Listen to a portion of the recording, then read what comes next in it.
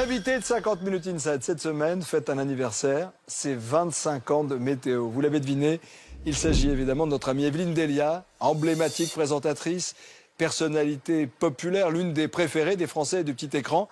Et sa longévité à la télévision et son enthousiasme toujours intact nous ont donné l'envie de la rencontrer. Evelyne Delia se confie sur 5 jours qui ont marqué sa vie et le portrait est signé Claire Plantinet. Les 2 jours suivants, c'est exactement la même chose, tempête de ciel bleu, avec une moyenne de 26 degrés aussi bien au nord qu'au sud. C'est une semaine comme les aime Evelyne Delia, qui nous annonce une météo estivale avant l'heure. Une fois son bulletin achevé, À tous, excellent après-midi, on se retrouve ce soir. elle retrouve Nikos sur la terrasse de la tour TF1. La più bella. Je vous croise jamais sur la terrasse. Et non, jamais, parce qu'on travaille dans les couloirs de TF1. Aujourd'hui, on a de la chance. On est servi là. Hein. Oui, C'est vous aussi qui appelez là-haut pour l'anticyclone Bien sûr, je les appelle. Allô, bon alors aujourd'hui un petit anticyclone, un bel anticyclone, surtout qu'il reste là pendant tout le week-end. Et il est là pour le week-end. Donc combien d'années de météo? 25 ans de météo? Depuis 92. Et vous fêtez votre anniversaire en plus cette semaine. Eh oui. On ne dit jamais l'âge d'une femme, mais... non. Donc vous n'allez pas le dire, non, n'est-ce pas? On s'installe? Ok. Ok, je vous en prie. C'est quoi le secret pour d'abord garder la forme et puis pour durer à la télé? Je sais pas, pour durer à la télé, c'est d'abord peut-être de ne pas faire de plan de carrière, j'en ai jamais fait. Donc ça permet peut-être d'être un peu libre de ce côté-là, de ne jamais prendre la place de personne. Je ne l'ai jamais fait et je pense que c'est important aussi. Et puis finalement d'être là au bon moment. Speakerine, devenue présentatrice vedette de la météo, en près de 50 ans de carrière, Evelyne Delia s'est imposée comme l'un des visages les plus populaires de la télévision. Aujourd'hui, elle revient sur 5 jours qui ont marqué sa vie. Good morning, ladies and gentlemen. Et en anglais? Today in our studios, these programs are samples of the ORTF production given to the public. 15 août 1971, à 23 ans, Evelyne Delia fait ses premiers pas de speakerine sur l'ORTF. Elle présente alors les programmes de la chaîne publique en anglais pour les vendre à l'étranger. C'est d'ailleurs parce qu'elle est bilingue que la chaîne l'a choisie. Je ne m'étais pas dit, tiens, je vais faire de la télévision. Je faisais une licence d'anglais, bon. Et puis, pour me faire un peu d'argent de poche, je faisais du mannequinat. Et puis, j'avais répondu à un concours de l'ORTF à l'époque, qui cherchait quelqu'un pour présenter des programmes en français et en anglais lors d'un congrès de télévision européenne. Alors, j'avais posé ma candidature et j'ai été prise. Here is first an extract of a report on the More 24 Hours. Une première expérience déterminante car cette année-là, la jeune femme met fin à ses études pour signer son premier contrat à la télévision. Elle rêve alors de devenir journaliste. Il se passe quoi dans la tête de la jeune femme là qui parle devant une caméra? Est-ce qu'elle réalise que sa vie est en train de changer? Je crois que je le vivais petit à petit, parce que finalement, j'ai fait aucune école, ni de journalisme d'ailleurs, puisque c'est petit à petit, j'ai appris mon métier. Vous avez appris sur le tard. Sur le tas.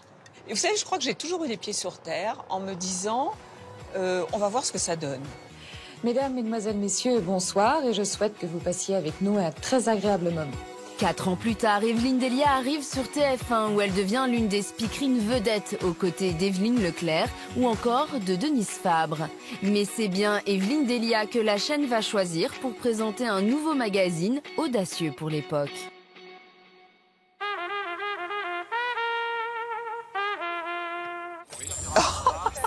Oh, c'est génial! On est en 1982. Tous les samedis, on se retrouvera pour passer 1h30 de notre vie à Jean et puis à moi, Evelyne et à toute notre famille, puisque nous allons être une véritable petite famille. 9 janvier 1982, Evelyne Delia présente aux côtés de Jean Lanzy, animateur de la chaîne, le premier numéro de La Maison de TF1. Tournée dans un pavillon de banlieue parisienne, cette émission d'information pratique va surprendre le public en reproduisant le quotidien d'une famille. Moi, je dis souvent, cette émission, c'était un peu de la télé-réalité, comme on dit Avant maintenant. l'heure, oui. Avant l'heure. C'est-à-dire qu'avec Jean Lanzy, il était censé être mon mari. Donc, on oubliait les caméras. On était une famille.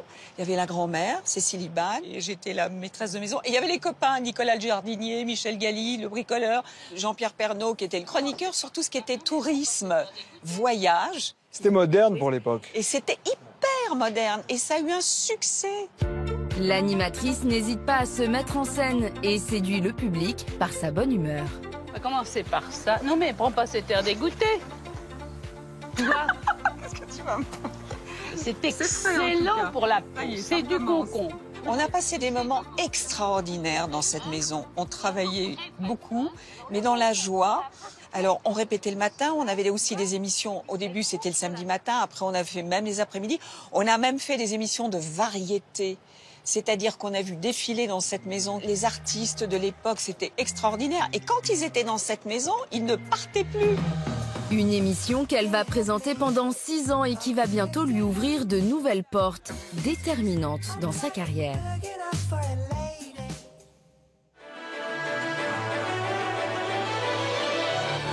Madame, monsieur, bonsoir. Ça fait plus de...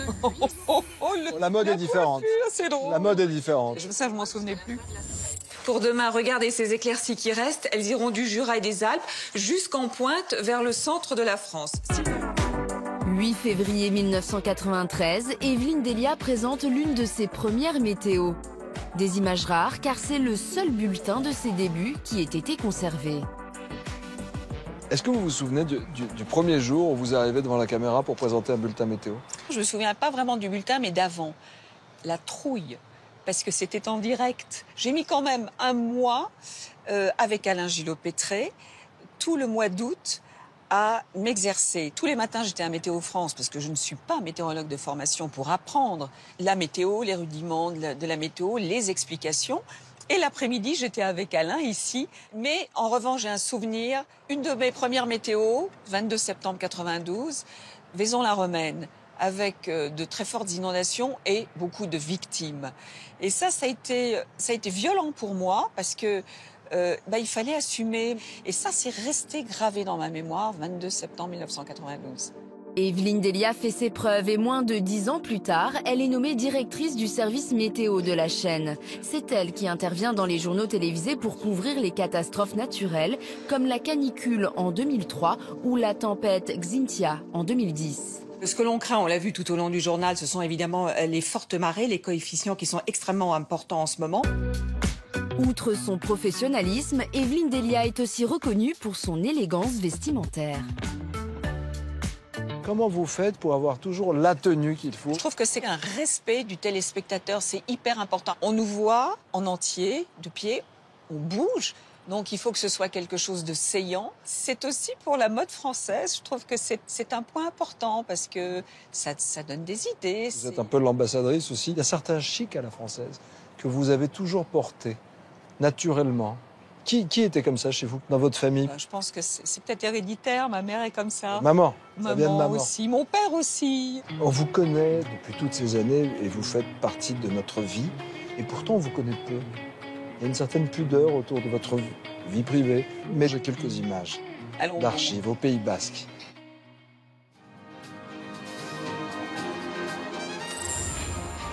Saint-Jean-de-Luz. Alors le Pays Basque, bien évidemment, c'est aussi la mer. C'est un temps magnifique aujourd'hui.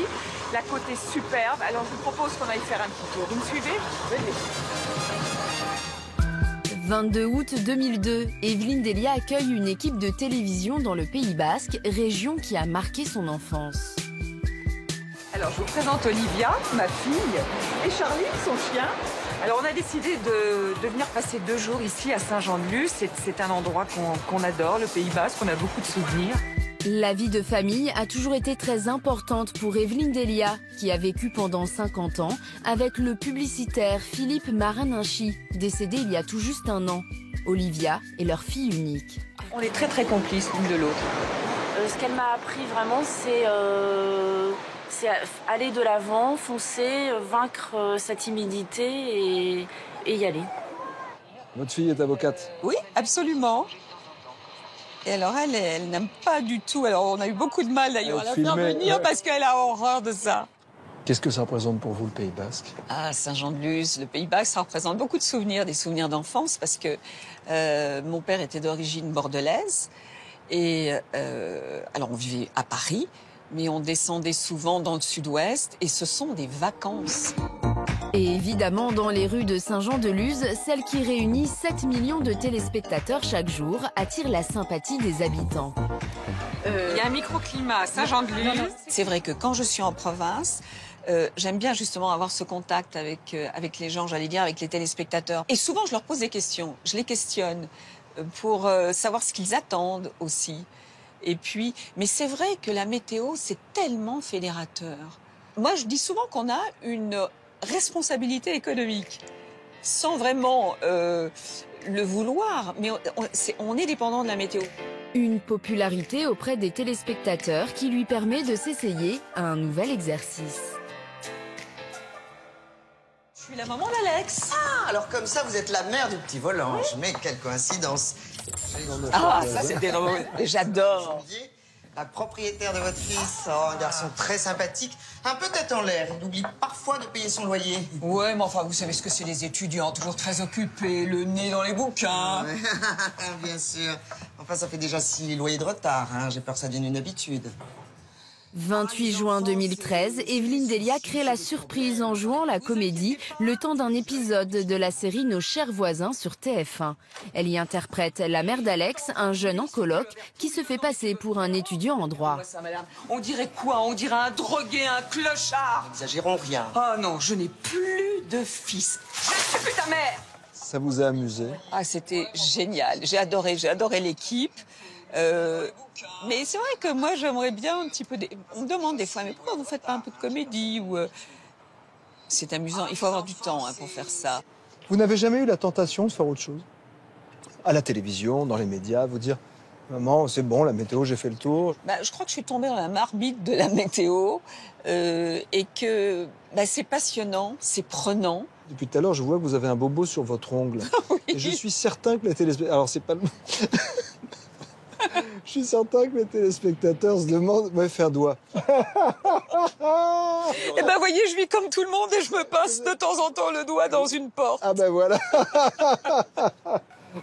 Et c'était drôle d'ailleurs parce que après le lendemain, je suis arrivée, puis j'étais voir un petit peu à l'infirmerie TF1. Elles m'ont dit, oh, vous inquiétez pas, ça va aller. Et puis le lendemain, elles m'ont dit, oh, regardez le soir la météo pour voir si on le voyait. Comme quoi les gens regardent tout. Oui. Et ils vous regardent maintenant depuis longtemps. Ma chère Evelyne, bon anniversaire.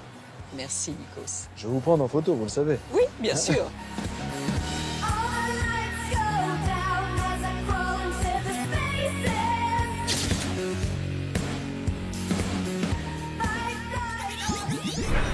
Il est temps de retrouver notre insider, David Ordono. Cette semaine, David s'est invité sur le tournage du dernier clip de Maître Gims. La même, un tube, un duo avec Vianney qui s'annonce déjà comme la chanson de l'été. David, c'est à vous.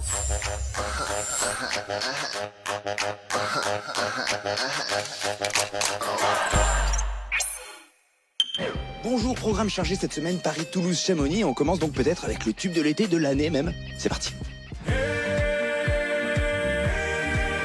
Vous connaissez Maître Gims, vous connaissez Vianney, alors vous n'avez pas pu échapper à ça.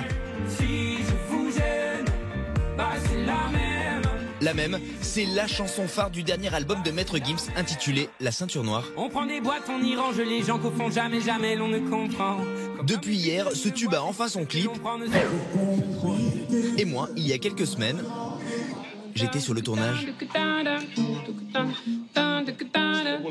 Bonjour, bonjour. Maître Gims. Salut. Vianney, tout va bien? Ouais, c'est la première fois que je fais un tournage en chaussettes. Bah ouais, faut pas salir. Oui, apparemment. Ce duo, on l'attendait pas forcément. Comment ça se passe quand l'un a envie de jouer avec l'autre? Qui a appelé qui? C'est moi qui ai appelé, parce que je kiffe ce qu'il fait. Et voilà, c'est un des derniers morceaux que j'ai enregistré. Et il vous fallait Vianney? Il me fallait Vianney. Si je vous gêne, c'est la même. Si ça vous gêne, c'est la même. J'ai l'impression que c'est deux artistes qui disent, écoutez, si on vous plaît pas, on vous en mitoufle ou enfin. Ah ouais, on vous en mitoufle. Je sais pas. Non, c'est pas dans ce sens-là. C'est soit comme tu es, quoi. Et moi qui suis dans mon milieu. Oui, c'est vrai que vous êtes deux personnalités. Voilà. Très marquées en plus. Très marquées, deux personnalités marquées dans différents styles. Là, je suis noir, il est blanc. C'est tout ça en fait, ce morceau. Oui, c'est vrai. C'est vrai, hein. Ouais. Malgré les Je me l'étais jamais dit. Quand tu te concentres un peu, tu vois.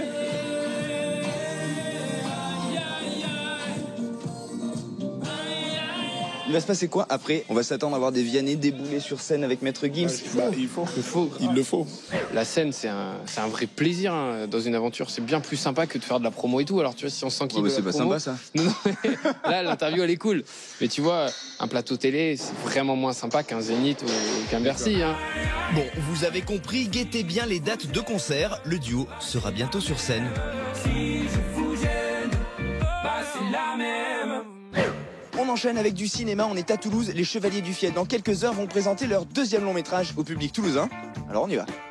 Je me présente Gilbert Lavergne, je suis le nouveau. Je vous dérange, vous pêchez peut-être? Non, je pêche pas, là, je travaille. Ah pardon. Je me concentre pour organiser le planning. Hop, je me concentre, je fais le planning. Je me concentre, je fais le planning. Bonsoir. Les Chevaliers du Fiel, je vous accueille, mais en fait vous êtes chez vous en même temps. Bah oui, on est un peu à la maison. Ouais. Vous avez une appréhension quand même ou vous êtes... On est content parce qu'on dort chez nous ce soir. Ah ouais. Les Chevaliers du Fiel jouent à domicile. Les deux Toulousains présentent Les Municipaux, leur deuxième long métrage. C'est là où on stresse, vous êtes hyper détente. Non, on n'est pas stressé du tout. Hein. On est content de voir les gens. Quand l'équipe du film débarque, la salle est pleine et la première séance semble avoir fait son effet. Vous êtes les premiers qu'on voit qui aient vu le film en vrai. Oui. Voilà, on voit vos têtes, c'est instructif.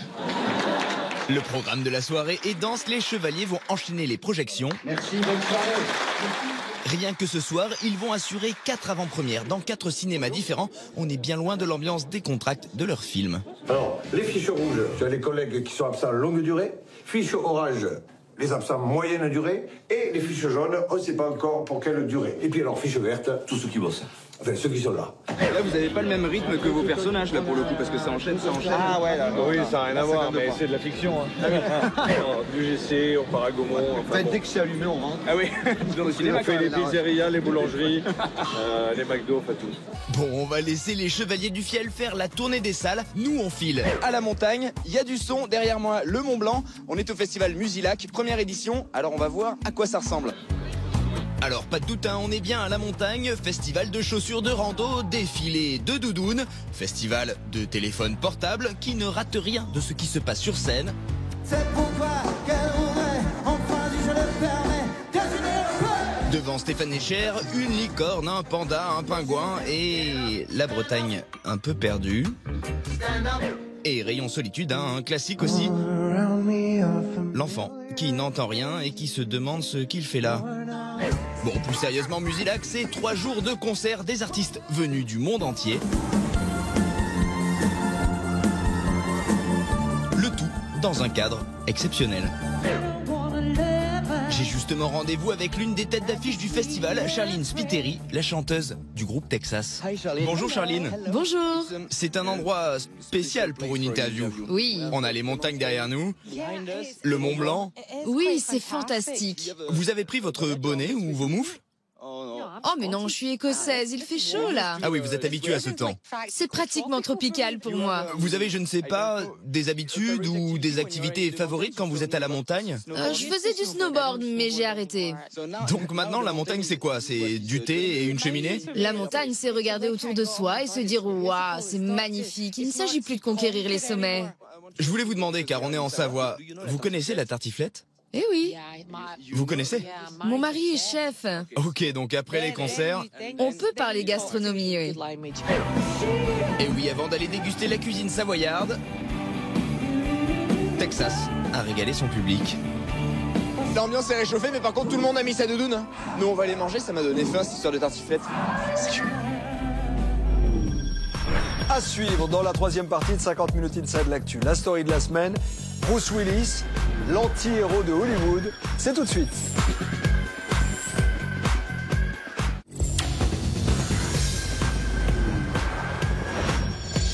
Notre story de la semaine est consacrée à l'un des acteurs les plus populaires de Hollywood, Bruce Willis. Et à 63 ans, Bruce Willis est à l'affiche d'un nouveau blockbuster américain intitulé Death Wish, qui est en salle à partir du 9 mai. Il y joue un père de famille décidé à se venger après l'assassinat de sa femme. C'est un rôle de justicier taillé sur mesure pour l'acteur qui a construit sa carrière sur ce type de personnage de gros bras au cœur tendre.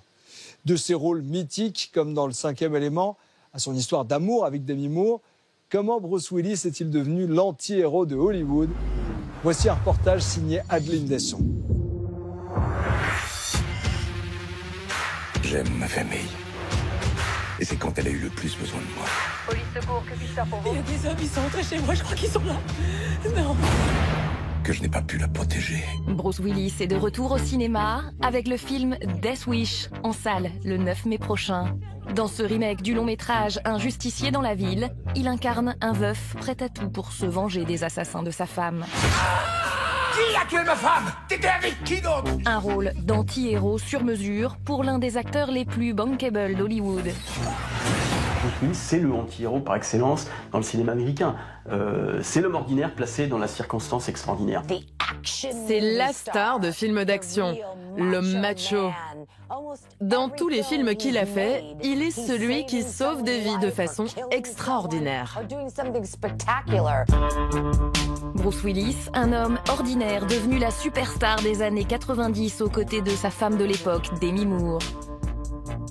Ils sont beaux tous les deux, c'est un tandem qu'on voit dans tous les tabloïds, enfin voilà, c'est extrêmement glamour et très people.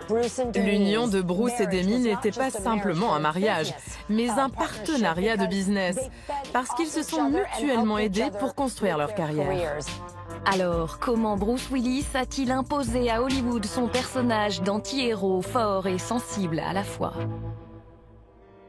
1983, Bruce Willis a 28 ans. Ce fils d'un militaire et d'une employée de banque est persuadé qu'il peut devenir une star de cinéma. Il court les castings de New York à la recherche du rôle qui va lancer sa carrière. I'm sorry, your son got killed. I'm sorry. He was probably so stoned out of his mind that he didn't know what hit him anyway. I'm sorry. Il vivait à New York et enchaînait les petits boulots. C'est vraiment le parcours classique d'un acteur qui tente de percer. Je pense que Bruce Willis savait au fond de lui qu'il allait devenir une star. Il savait qu'il avait ce truc spécial en lui. Alors l'acteur s'accroche à son rêve et réussit à décrocher un premier rôle dans la série télévisée Clair de Lune. Une première marche vers la gloire pour celui qui aspire à devenir une star de cinéma. Ce n'est que 4 ans plus tard, à 32 ans, qu'on lui propose d'incarner Walter Davis, un banquier américain loufoque dans la comédie romantique Boire et déboire. Walter Davis, gynécologue. Un défi de taille pour l'acteur qui doit se hisser au niveau de sa partenaire, l'icône de 9 semaines et demie. Il était face à Kim Basinger, qui était vraiment une superstar à l'époque. Malgré son peu d'expérience au cinéma, Bruce Willis ne se laisse pas déstabiliser. Walter, tu es fou! Il jouait son rôle avec beaucoup de naturel, face à cette blonde explosive. Il voulait bien jouer, faire un bon boulot et apprendre tout ce qu'il pouvait des personnes avec qui il a tourné. Mais surtout grâce à ce film, Bruce Willis trouve sa signature. C'est votre dernière chance de vous sauver. Un mélange d'humour et de charme. Cette fois, c'est trop tard. Il a un côté physique, charnel et nature. J'en suis heureux.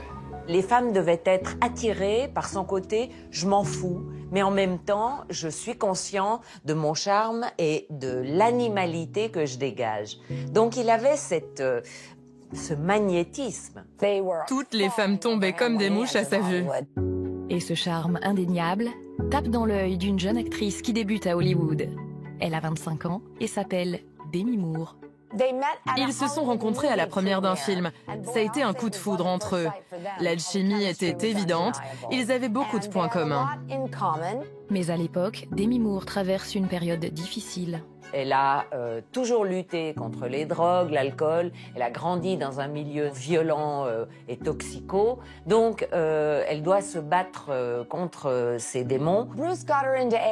Bruce lui a demandé de s'inscrire aux Alcooliques Anonymes et l'a éloignée des personnes qui avaient une mauvaise influence sur elle. De cette épreuve, naît un amour fusionnel. Le 21 novembre 1987, ils se marient seulement quelques mois après leur rencontre. Bruce Willis est pour elle un appui, un soutien.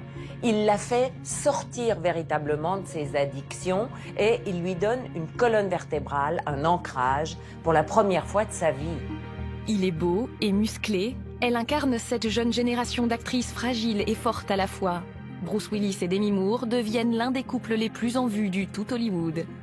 Ils ont eu conscience très très vite de cette capacité qu'ils avaient de former un tandem vraiment efficace, populaire. À la fin des années 80, Bruce Willis est désormais une star montante d'Hollywood lorsqu'on lui fait une proposition audacieuse. Incarner le lieutenant de police new-yorkais John McClane dans le film Die Hard de John McTiernan. Au départ, ce script a été proposé à Arnold Schwarzenegger, qui n'en a pas voulu, à Sylvester Stallone, qui n'en a pas voulu, et Bruce Willis lui dit « Banco ». Je vais compter jusqu'à 3. Oui, oui, comme pour Takagi. Surprise. C'est pas de chance, ça. J'ai oublié de mettre des balles dedans. Qui n'a pas de chance? Si Die Hard s'inscrit dans la plus pure tradition des films d'action, avec son suspense, ses cascades et ses fusillades, Bruce Willis y apporte un tout nouvel ingrédient. Tu es que... Quel est le plus beau cadeau qu'on puisse faire à un paumé comme moi? Je crois bien que j'ai dû lui dire au moins 1000 fois « je t'aime », mais jamais je ne lui ai demandé pardon. C'est la première fois dans les films d'action qu'un héros souffre. Qui plus est, il l'agrémente d'humour, de drôlerie, et c'est tout le personnage de Willis qui se crée à partir de là. Mayday, quelqu'un me reçoit sur la fréquence 9? Attention, qui que vous soyez, attention, cette fréquence est exclusivement réservée aux urgences. Sans blague! Et vous croyez que j'appelle pour commander une pizza? Un rôle qui a marqué Bruce Willis, comme il nous l'expliquait en 2013. Ce personnage pense qu'il sait tout sur tout. Il pense qu'il peut régler tous les problèmes. Mais c'est juste un mec lambda qui a de bonnes intentions et un grand cœur. Grâce à son jeu, l'acteur fait sensation. Et Die Hard est un immense succès. Il reste 13 semaines en tête du box-office. Le premier numéro de Die Hard est un triomphe parce que ça rénove complètement le genre. Et font vieillir d'un coup les blockbusters de Sylvester Stallone ou de Schwarzenegger. Dès lors, tout semble sourire à Bruce Willis. Mais aussi à sa femme Demi Moore, qui est elle aussi devenue une star à Hollywood avec le film Ghost. Demi Moore et Bruce Willis renvoyaient l'image qu'ils pouvaient avoir tous les deux des carrières auréolées de succès, mais aussi une vie de famille réussie. Ils pouvaient tout avoir. Un couple glamour que les studios vont vouloir réunir à l'écran. Bien sûr, on a toujours envie de capter la magie entre deux êtres dont on sait qu'ils sont mariés femmes à la ville. Hé, Jimmy. Quoi? Arrête, ce n'est ni l'endroit ni le moment, là. Mêle-toi de tes affaires, tu veux. Si t'étais pas en ballon, on n'en serait pas là. En 1991, pour la toute première fois, le couple est réuni sur la même affiche. Dans Pensée mortelle, Bruce Willis et Demi Moore ne jouent pas un couple, mais multiplient les scènes ambiguës. Pour Bruce et Demi, le film Pensée mortelle était un bon prétexte pour travailler enfin ensemble. Ouvre la porte. Montre-moi tes nénés. Ouvre, sois sympa. Qu'est-ce que tu vas faire? Hurler à la mort? Pour assurer la promotion du film, le couple fait le tour des shows télés américains, jouant allègrement de leur statut marital. C'est la première fois que vous jouez tous les deux dans le même film? Dans un film que le public pourrait voir, oui. Ils font la promotion tous les deux, c'est génial parce qu'ils parlent à la fois d'eux-mêmes et ils parlent à la fois du film. Mais le film ne rencontre pas le succès escompté. Une première déception pour le couple à qui tout souriait jusqu'alors. Si Demi Moore choisit de ralentir sa carrière pour fonder une famille, son mari lui enchaîne les succès avec notamment Pulp Fiction, L'Armée des 12 singes ou encore Une journée en enfer. Et c'est l'un des réalisateurs français les plus prometteurs de sa génération qui va lui offrir le rôle de sa vie. En 1997, Bruce Willis est contacté par Luc Besson pour incarner Corben Dallas dans Le 5e élément. L'histoire d'un chauffeur de taxi embarqué malgré lui dans une mission pour sauver le monde. Je m'en souviens très bien, il est venu chez moi et il m'a parlé de cette histoire. Il l'avait écrite quand il était enfant, adolescent. Et j'ai dit, ok, allons-y, c'est une super histoire.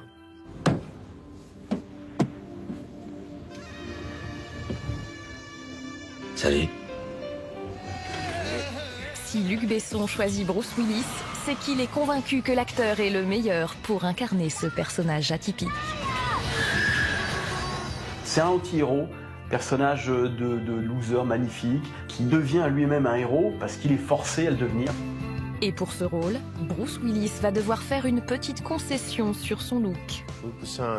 Luc Besson est quelqu'un de très persuasif. Et il m'a dit, tu vas mettre ce débardeur dessiné par Jean-Paul Gaultier. Et j'ai dit, bon, ok, je vais le mettre. Je suis pas venu pour danser la rumba à la radio. Alors demain, pour ton 5 à 7, tu t'exciteras sans moi. Green? Green. Luc Besson avait vu juste. Le film fait sensation et devient l'un des plus grands succès français à l'étranger avec 43,5 millions d'entrées dans le monde. Je peux dire maintenant avec du recul que ce film a été le plus gros succès de ma carrière. En 1997, le 5e élément est même présenté au Festival de Cannes. Une consécration pour Bruce Willis qui vient monter les marches accompagné de sa femme. Mais derrière les sourires de façade de ce couple star se cache une toute autre réalité. À Hollywood, la rumeur enfle. L'acteur serait infidèle. Quand il tournait le 5e élément, il n'était pas beaucoup à la maison. Et il y avait des rumeurs d'infidélité, donc bien sûr les gens parlaient, disaient qu'il était en train de ruiner son mariage et les tabloïds annonçaient un divorce imminent. Alors que son film Armageddon va bientôt sortir au cinéma, la nouvelle tombe le 24 juin 1998. Demi Moore demande le divorce après 11 ans de mariage avec Bruce Willis. Tout le monde voulait croire qu'ils vivraient toujours heureux ensemble, mais la vraie vie est différente. Et ça n'a pas marché. Malgré leur divorce, Bruce Willis et Demi Moore resteront toujours en bons termes. En 2009, l'acteur refait sa vie avec le mannequin Emma Heming. Il est désormais père de 5 filles, 3 de sa première union avec Demi Moore et 2 avec sa nouvelle compagne.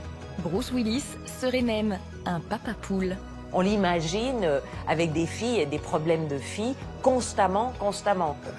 Je me suis toujours demandé quel genre de femme mes filles allaient devenir. Ce sont vraiment des filles adorables et je leur dis tous les jours, être un bon père, c'est le plus important.